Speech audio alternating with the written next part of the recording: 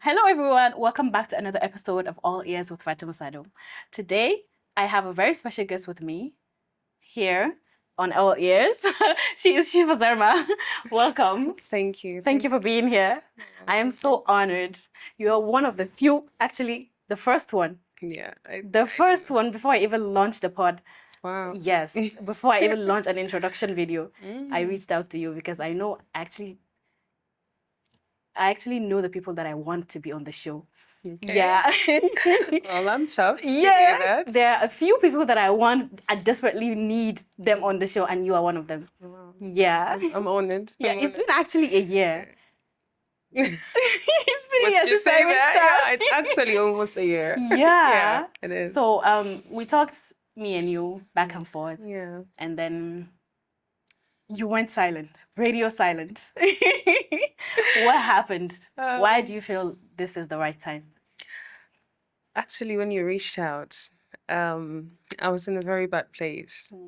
I was battling with mental health. I was diagnosed with PTSD, and I was really in a dark place. Anyone who reached out, uh, anyone who reached out, be it an interview, media station, whoever, I just feel like they just want to like expose me again. They just want to take my story out again, and it's not something I even find funny or even welcoming. So I just went silent. So yeah, that's what was going on. And why now? Why now? Yeah. To be honest, I had a lot of healing to do, and I did. I took my time. I think it took me almost over a year, because April was exactly a year. So I think a year and a half. I think I'm in a good place. And I just realized you are your own limitations. What am I scared of? What could be the worst? You know, if nothing happens to us, life would not be interesting. What are you going to do without the reds and the yellows? So, you know, life has to be challenging. You have to go down, get back up. Yeah. And I think I'm up. I'm happy for you. Thank you. So, who is Sheefah Zarma? Okay. I think that's an interesting question, because 7 years ago, if I was asked who's Sheefah Zarma, I would say I'm an author and a poet or a spoken word artist. But right now, I'm actually transitioning. I'm back and I'm transitioning into something different. So I'd like to call myself an author, educator, an advocate for social impact, Social and a impact. humanitarian.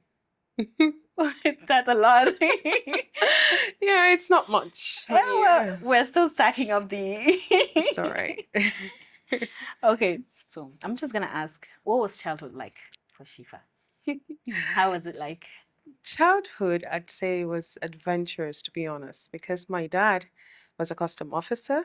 So we actually moved around. We moved a lot and around. So I think I could say I saw a bit share of Nigeria. I was in the north, south, east, and I was everywhere. We were everywhere. That's good. So to be honest, childhood was adventurous and lovely for me. I'm happy for you. Was there a particular moment in your early years that set you on this path of activism and creativity? To be honest, mental health has to happen to me. Has happened to I grew up, my parents, you know, my mom instilled this in me. She said, always be truthful, always be fearless, N- never be silent in the face of injustice. This she instilled in me. And my dad taught me to always be humble, to always be noble, to always be kind, compassionate, and empathetic. Very important. So I think I grew up to be a very compassionate person and empathetic, but I try to the best of my ability to be that person. But mental health, it happened when it happened to me. We're gonna get to that. Yeah. Okay, who have been your greatest influence My greatest influence, personally and professionally? personally, Maya Angelou. Ah. Maya Angelou, Malala Yousafzai, no Joseph Bian, name them.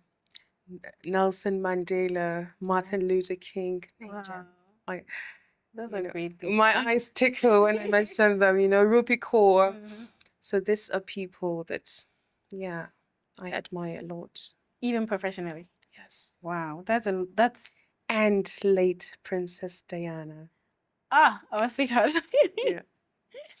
So these people, hmm do these people helped shape the woman that you are today? Yes, they did. A lot. Because when you look at Diana, Diana is a symbol of compassion. Diana is a symbol of kindness. Diana battled with mental health, and what she needed was compassion, empathy, and she gave the world her all. So honestly, I see a reflection of her in me a lot. And when I speak about Maya Angelou, the poetry aspect, she loves life. She loves to laugh. I love to laugh. I love to be happy. I don't like sadists. I don't like people who are grumpy. So life is short. Yeah. Laugh. I think there's a quote about Maya Angelou. She said, I'll teach my daughter to laugh. And guess what? The name of my daughter is Zainab Farhana. Farhana means happiness. Ah. And guess what? She is a happy girl. She is living up to her name. Yeah. Be happy. I love being happy too. Be happy. Okay, so all of your titles, you have a lot of titles. I don't want to name them because you already did. But how do you juggle? Why? How do you juggle those roles? You're poet, educator, social. To be honest, yeah, it's not something that it's far-fetched from one another. When you say author, my books, I'm an author. But what's the category of the book? It's poetry, anthology of poetry. So that makes me a poet. Okay? And when you talk about an advocate for social impact, particularly, I advocate for gender equality, quality education, and good health and well-being, especially linked to mental health. These are like SDGs 3 and 4, 5 goals. So a humanitarian, my NGO, the Sheefah Zarma Foundation, Yes. where I pay for people's medication, I listen to people, I pay for their therapy sessions, I pay for their school fees, I donate my books. So it's not, far-fetched. These are something that sounds And like also, you enjoy doing. I enjoy it. And Yeah. I'm the chairperson of National Unity Advocates. It's an organization that fosters unity, our unity, for us to come together as one, irrespective of our color, race, religion, or region. So, it's not much, honestly. Okay, so what derives the passion in you that makes you want to do this? To be honest, I would say it's innate. Right from, let me tell you, in secondary school, I applied for mass comm. And I never got mass comm. I got English lit. I was furious. I was like, I don't like English literature, but I was good. I was good. And guess what? My project was an anthology of poetry and I got a B. My supervisor said, Sheefah, I see something in you. You have a talent. You need to take this serious. And that was it. He edited my first book. He proofread. And it was innate. He actually made me realize I had something in me called poetry. I didn't even know what it was. I was writing, but I didn't know it was poetry. So that's how I came. It was innate. It was something natural that came to me. Yeah. And your teacher pointed that out. Yes, he did. My That's supervisor amazing. in secondary and university. He did. That's good. Because when I talk with a touch of poetry and I don't even know what I was doing. And he was like, this is poetry. It's already in you. Yeah, it's innate. Yeah. How do you manage your mental health and emotional well-being while addressing social issues? I will still say they work in synergy. Innately. People say I am too opinionated, too strict, too principled, too serious. Two principles. I don't know, but people do say this because honestly, I compartmentalize them. Work is work and leisure is leisure. When it's time for work and business, we do. And I'm very serious. So when you talk about mental health, it's something innate because I have gone through it. And innately, I think I have empathy and compassion. So whenever someone is feeling down, like the first instinctive thing for me to do is to offer a listening ear and see how I can help. It just comes natural to me. So that is seamless to me. I don't see any burden or any work. I find joy in doing that. I find fulfillment in doing that. And when you talk about gender equality, my dear, 7 years ago, I performed a poem, I'm Not Just a Woman, in Kaduna at Cat Invest 7 years ago. And it was all about women liberation and women freedom. And guess what? I was critiqued as a feminist because of how powerful it was. It was all talking about, don't bring us down. Allow us to fly. Yeah. Don't push me into a kitchen and call it my calling. Don't just give me an apron and call it my identity. No, don't do that to me anymore. I am not just a woman. Yeah. So you see, You sound very poetic. That is so no, that poetic. is part of the poem. That's an Yeah. excerpt of the poem. I'm not Okay. just a woman. I don't see me as one. So I always strive for our equality. Fairness. Just be fair. Yeah. Don't limit me. If I can sit in a classroom with you and take the same exam as a male, and mine is not different, that means my intellectual capacity is equal to yours. Yes. But in physical strength, I don't think I am equal to. We're not comparing physical strength. So that's it. Yeah. And when you talk about good education, education, literacy, when you sit with someone who is literate and an illiterate, I think illiteracy is a disease, deep like cancer to the bone, and people just do not see it. Illiteracy is so, it's sad. I don't like to see children out of school. Yeah. I don't like to see children not, being given access to good education. I know what it's like to be educated. I am a sapiophile. I get attracted to people who are intellectuals. But guess what? Right now, I get fascinated by knowledge. I am so inquisitive that I want to learn about this, learn about astrology, learn about so many different things. Knowledge is power. Yeah. And when you hold that, my darling, you have hold, and you are holding the power and the key of the world. That's it. Oh, I want to be like you when I grow up. That's it.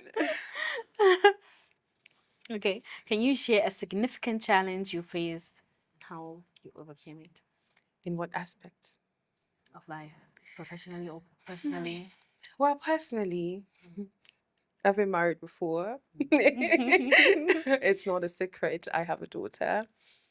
And professionally, I would say my mental health has not been stable. I was fragile in the sense that I was a sensitive person. The reason why I'm saying I was, because I don't believe I'm still a sensitive person. I was, whatever you tell me gets to me. I take it so personal and it brings me down. So instead of me to proceed, and I have a goal, I have an end goal, I know where I want to be, a bad comment can just put me down. If I have a meeting to go to tomorrow, I can just cancel it. But guess what, darling? Because of a bad comment? I am untouchable right now. Say what you want to say. My mind is strong like titanium. Completely healed. 100%. Yeah. Yes. It's good to have a thick skin, especially on social media. Exactly. Yeah. My next question is, have you ever felt underestimated or faced resistance, maybe because of gender bias or your activism? A lot. A lot?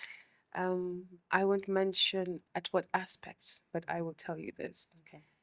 I faced that. I was told that I only belonged in the kitchen. I was told to not further my studies, that only a BA is where I should stand. And I told that person who tried to limit me, I said, darling, it was my dream to be called a doctor at 30. And guess what? I would do it. Yeah, I'm over 30 now, but we are on that way. We are smelling it already.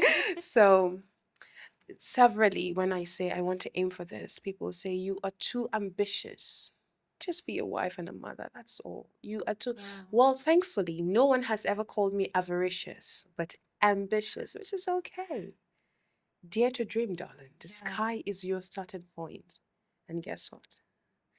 Call me a dreamer. I'm still dreaming. I don't want to wake up. So that's it. Is there anything as being too ambitious? I don't know, depending on the mind of the person you're communicating with. Yeah. If their mind unlimited, they'll find you too ambitious. But if their mind is not limited, And if they are, you won't be. yeah. You know, they said it's expensive to dream in Nigeria. Well, I never heard of that. That's the first time. Really? That's the first time, yeah. Okay, so in your times of trouble, who do you face for support? Who do you turn to? Okay, to be honest, before, in times of trouble, I used to turn to people. And guess what? People got me into more problems, into more troubles, because this one will give me their own version of advice, and I'll take this one will give Not me their necessarily own. good. And at the end of the day, I'll end up more messed up than I was. Yeah. But right now, I turn to my beloved. That's my creator. And I have found peace. You That's it. actually find peace in him. Wallahi. Yeah, that's good. Aside from God, who do you turn to when you need support? To be honest, Person. my parents, my siblings, and then my man. Yeah. Yeah. You actually look way happier now. Of course, I'm happy. I can see the heal part of you now. Oh, yeah. Thank you. Okay. Have you ever had to step away from a toxic relationship, whether romantic, platonic, or professional relationship?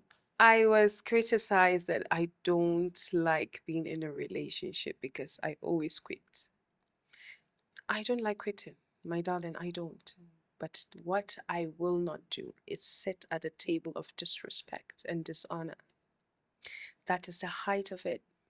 That is something I'm not willing to gamble. And to allow someone to subject me to be who I'm not and what I'm not is the greatest betrayal I'll ever do to myself. So at the end of the day, I will silently and I will always choose me and I will always walk away. I'm learning a lot. I like to learn from people's mistakes, actually. Good.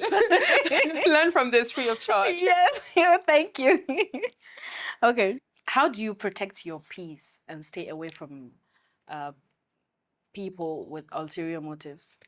Okay, I think we can't really know people have ulterior motives because we are human. But I think there's something called instincts. Yes. Our instinctive energies, our instinctive, what do you call it? Our instinctive side of our human side. It's very strong, and I think we should listen to it. Yeah. But how do I protect my energy? Darling, if you stress me, I'm gonna block you. No explanation, no calls, no you did me I wrong. love that. Block and silence. That's how I protect my energy. That's it, and it says a lot. Yes. It means your time has expired. Yeah. You had your chance and you have messed up. lost the privilege Yeah. to be in my life again. Because when I have people and when I keep people, I give my all. And if you cannot give me your all, I can It meet has you to be, halfway. yeah. It has to be 100%. Yeah. Or nothing. Yeah. Okay. So from your personal experience, why do you think mental health is a taboo subject? Because it's very stigmatized. Yeah. Okay.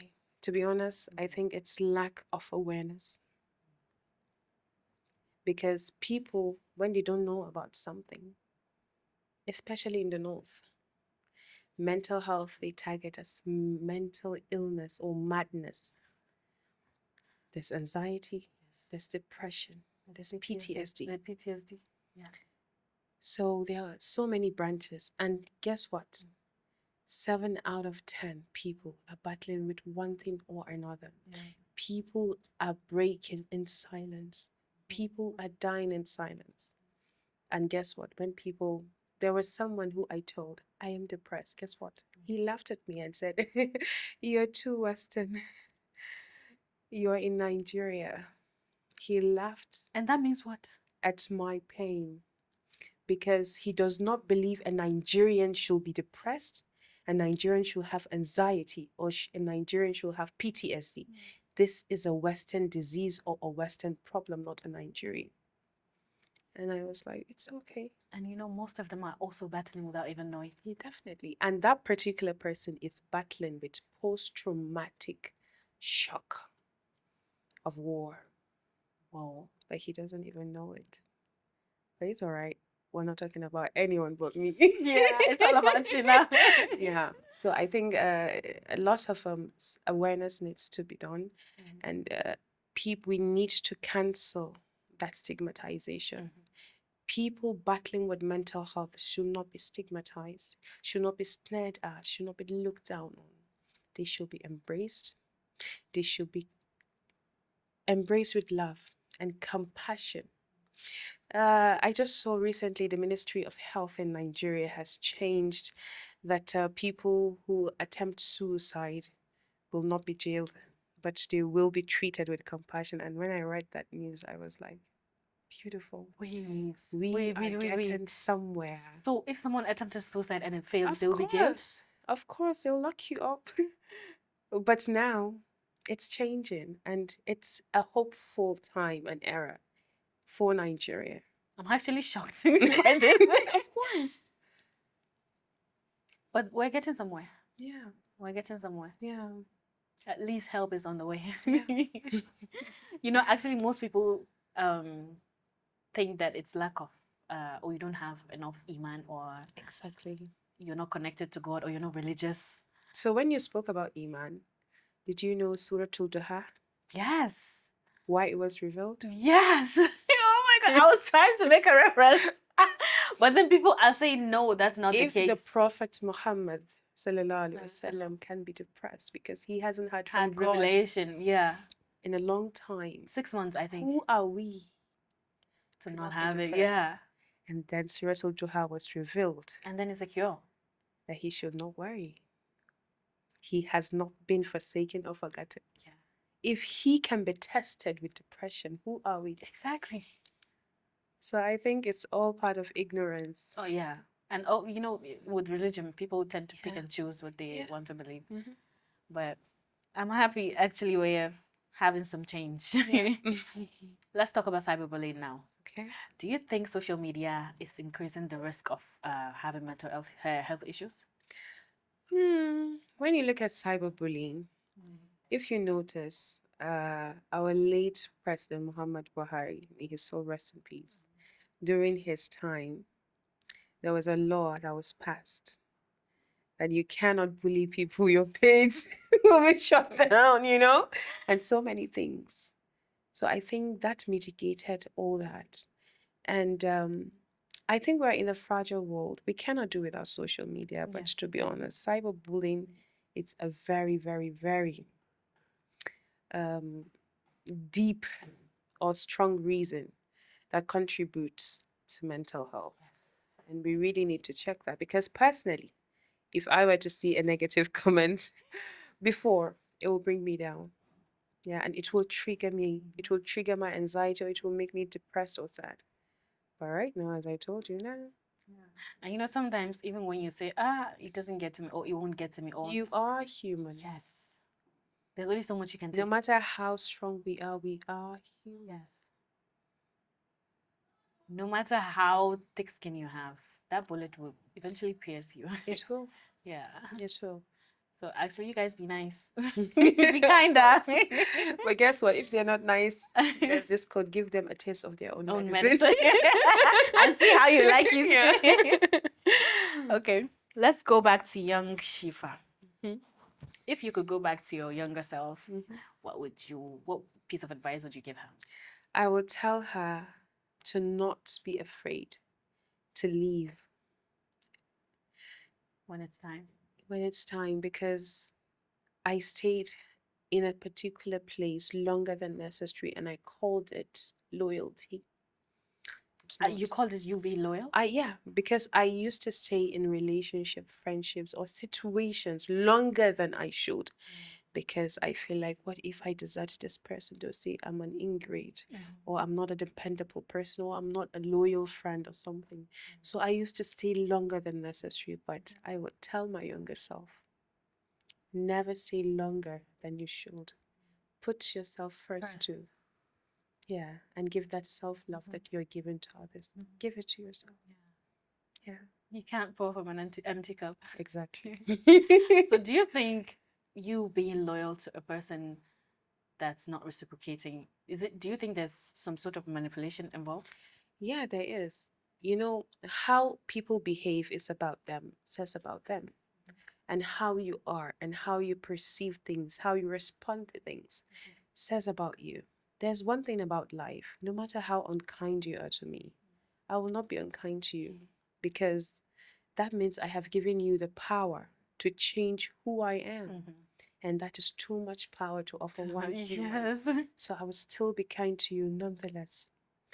But, There's a but. but, if I sense that you are being manipulative, that you're not being honest, I will just silently walk away. Wow, I People actually, will always be people. yes, people, you cannot But change you them. know what? Just always be. Just always be you. Don't stoop to their level. That's it. Oh my God, I'm actually scared of friendships. You can never be a lone island. Not Yes. everyone is the same. Yeah. But tread lightly and carefully. Yeah. I actually always have this at the back of my head. I have to put myself first in everything. Yeah. Doesn't matter if, and people like to call that selfish. Do you know what? I've all my life, or most of my life, I won't say most of my life, most of my life, I have always put people first, and I always put myself last. So you were a people pleaser? Not really a people pleaser. There's this person, there's this word, I forgot it. But someone who is always kind and put people first. This was me. But right now, I will give you what you give me. Wallahi lazim. Back to You back. give me a 50, I give you a 50. We just have to meet in the middle. No. We are all exhausted from life.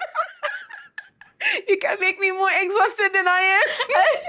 If you're toxic or you bring in a negative energy, girl, bye. You're immune. I'm immune. I just have to protect my energy. Yes, You know? which is very important. And you know, energy is contagious. Yeah. There is an exchange of energy people do not understand. So if you keep toxic people, they will drain you.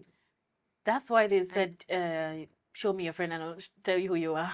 I'm actually talking about astrology's aspect. It's okay, let's not get into that. Energy is contagious. So be mindful of the people you keep around. You keep around, yes. Yeah. You might end up becoming something you will not recognize. Because, you know, like when you enter a place, you'll be like, oh my God, I like the energy of this place. Do you know? Subconsciously, you just utter it. Yes. But when you ask yourself, what's that energy? You can't even answer. Tell, yeah. Oh my God, I don't like the energy of this place. I don't know if you get me. This is how I feel about people, actually. Yeah, that's our instinct. Yes, that's Speaking. instinct, yeah. Yeah, And most of my instincts are right. exactly. Okay.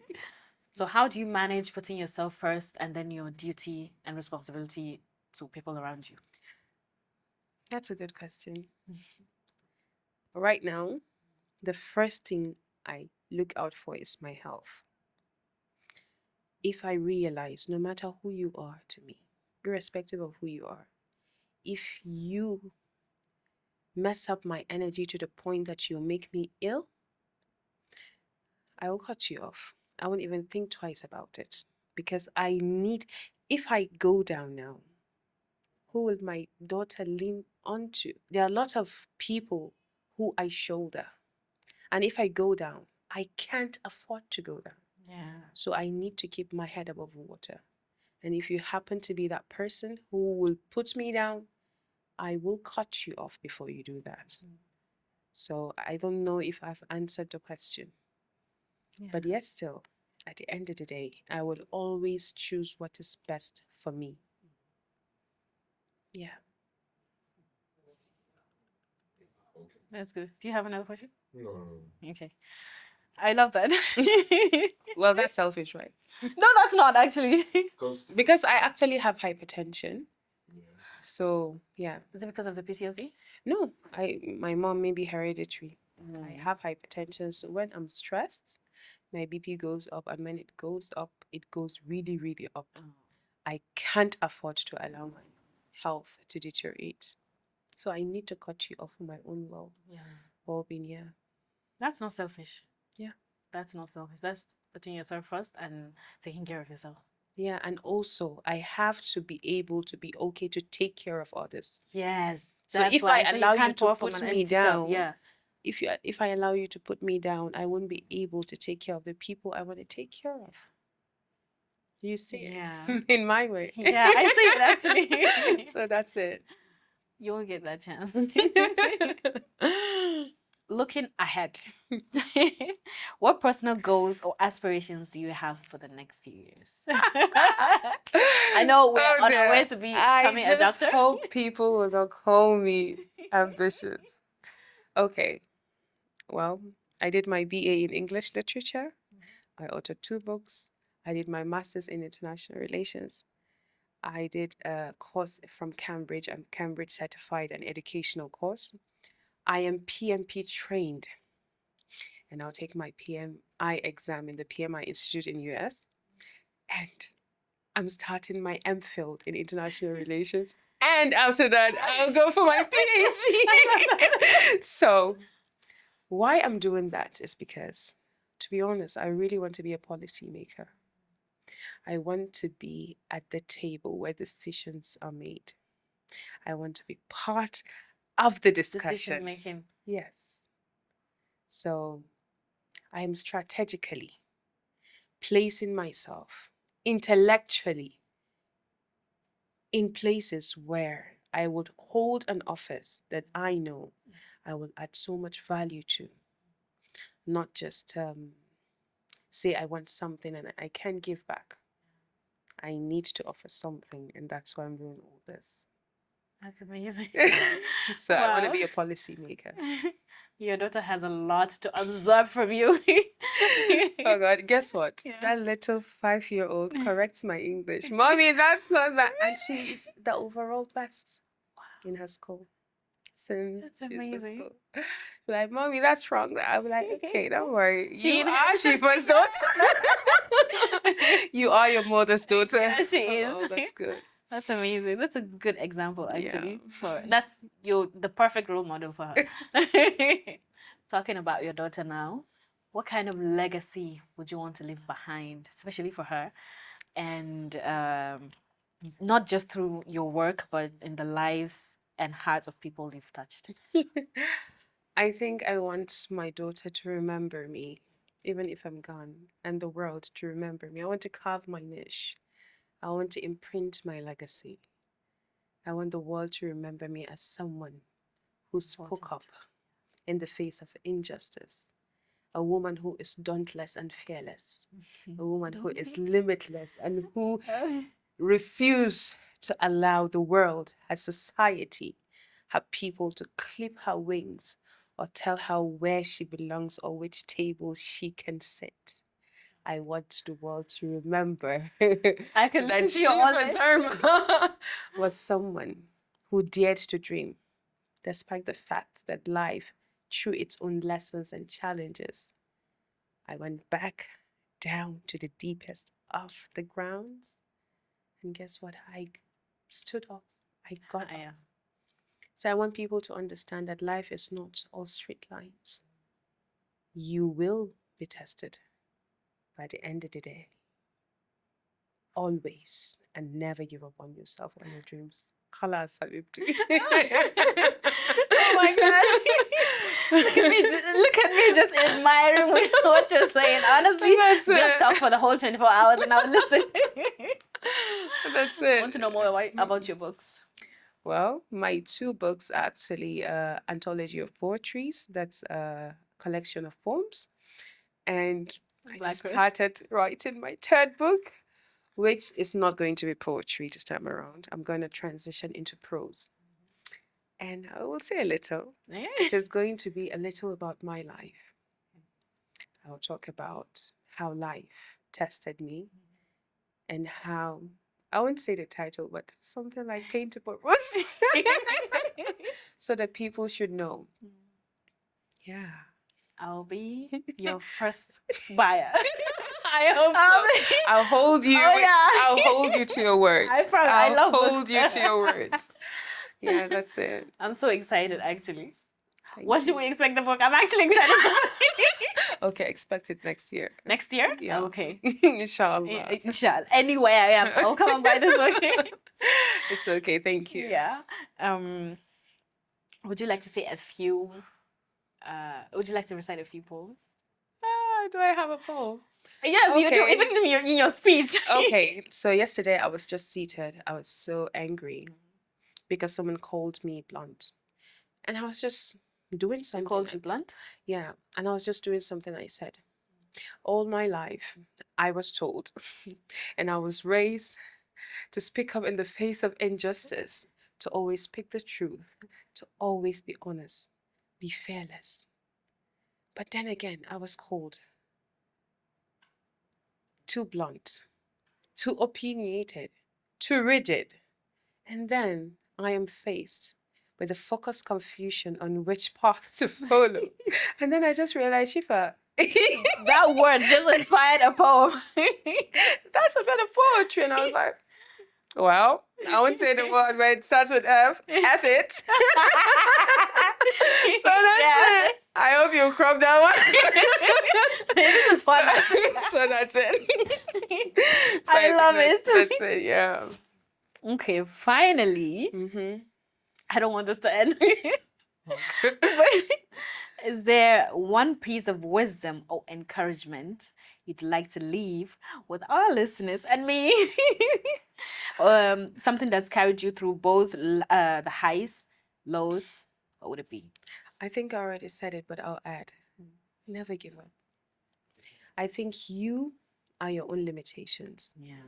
Your success and your failure is all determined by you. So if you decide to give up today, guess what? You're not moving forward. Yeah. But if you decide to push through, irrespective of whatever life throws at you, the world will celebrate you for doing what you love and what you believe in. So what I will tell people is never, never lose hope in yourself. Always never forget your clarity. Always have a clarity of purpose, a clarity of direction, and a clarity of being. Know who you are. When you know who you are, no one can define you in a way that will hurt you, my darling. So please let them take that home. I will take it home. Okay. I will take it home. That's it. Take it home if you like. But this is beautiful, actually. This has been so much fun. I really enjoyed it, and I'm really honored that you Likewise. graced me with your presence. I enjoyed every second here. Thank you so much. Thank you for having me. I'm glad I did this. I hope maybe we can do this again. Maybe when your book comes Hopefully, out. Yeah, hopefully. Inshallah. Yes. Thank I'm you. gonna drag you. Thank you for having me. Thank you so much. You're welcome. Thank you guys for lending me your ears. And until next time, bye.